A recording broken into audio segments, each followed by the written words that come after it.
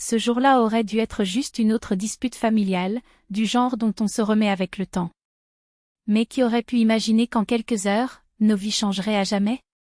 Tout a commencé par une demande en apparence simple, chanter une chanson pour les 70 ans de ma belle-mère, Vera Nikolaevna. Elle, qui aimait transformer chaque célébration en spectacle, avait cette fois une exigence particulière, elle voulait entendre les nuits de Moscou dans ma voix. Léna, s'il te plaît, tu as un si beau ton, supplia-t-il, alors que je m'éloignais, mal à l'aise. Ce n'était pas une question d'entêtement, je ne sais tout simplement pas chanter, je déteste être au centre de l'attention et, je l'avoue, je trouve cette chanson ennuyeuse.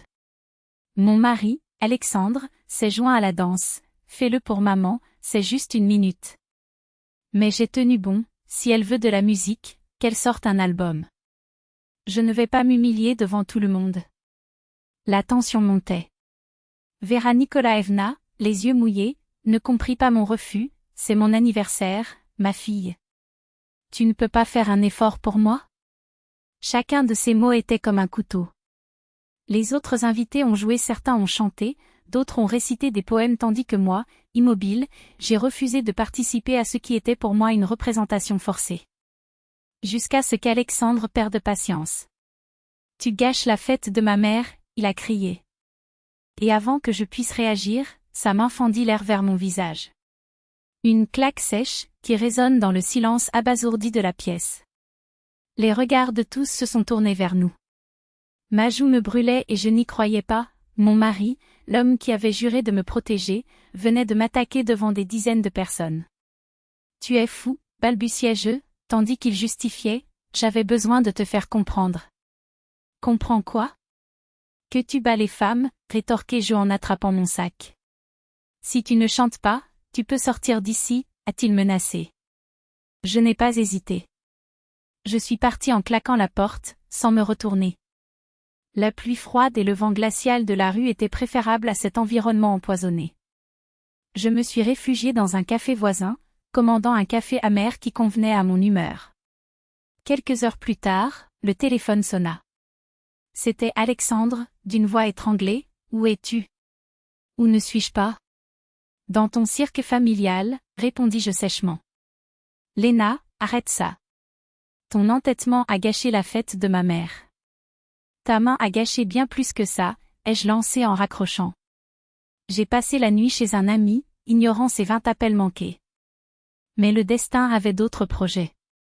Le lendemain matin, un coup de téléphone désespéré, Léna, viens vite. C'est maman, elle ne s'est pas réveillée. Mon sang s'est glacé. En arrivant à l'hôpital, j'ai trouvé Alexandre pâle comme un fantôme, assis dans le couloir des soins intensifs. Accident vasculaire cérébral. Extensif, balbutia le médecin. Si elle survit, elle sera alitée, sans voix, sans mémoire. La réalité m'a frappé comme un coup dur. Vera Nikolaevna, si pleine de vie la veille, se battait désormais entre la vie et la mort. Alexandre fondit en larmes, c'était à cause de moi. Si je ne t'avais pas frappé, si on ne s'était pas battu. Non, ça, ai-je essayé de le consoler. Un accident vasculaire cérébral n'est pas causé par une bagarre. C'est l'hypertension artérielle, des vaisseaux fragiles. Mais il n'a pas écouté. Elle nous a vus. Sa mère a vu son fils attaquer sa femme le jour de son anniversaire. Cette image a dû être comme un poignard dans son cœur. 6 mois se sont écoulés. Alexandre, autrefois si explosif, est devenu un homme brisé. Il rendait visite quotidiennement à sa mère, parlant à une femme qui ne le reconnaissait plus, dont les yeux ouverts ne reflétaient plus aucune émotion. Lorsqu'elle est décédée, il s'est effondré, je n'ai pas eu l'occasion de demander pardon. Je ne savais pas que je le regrettais. Que regrettes-tu, ça? De m'avoir frappé ou de lui avoir fait du mal? Il m'a regardé, les yeux rouges, les deux choses. Mais surtout en te levant la main. Et c'est là, entre larmes et culpabilité, que quelque chose a changé. Alexandre s'est juré de ne plus jamais répéter ce geste. Et c'est ce qui s'est produit. Après la mort de sa mère, il a changé, plus patient, plus attentif, moins exigeant. Il a compris qu'une fête n'est pas synonyme de bonheur, que le respect ne s'impose pas avec violence et que certaines blessures ne se guérissent pas. Quant à moi, j'ai appris que parfois la tragédie est le seul signal d'alarme suffisamment fort pour faire prendre conscience à quelqu'un de ses propres erreurs. Aujourd'hui, je regarde en arrière et je me demande, Vera Nikolaevna aurait-elle survécu si elle n'avait pas été témoin de cette scène? Peut-être pas. Mais une chose est sûre, les remords d'Alexandre l'ont empêché de devenir un homme encore pire. Et moi, même avec la douleur de la perte, je garde la leçon la plus précieuse, il y a des mots qui ne peuvent être retirés et des attitudes qui n'ont aucune excuse.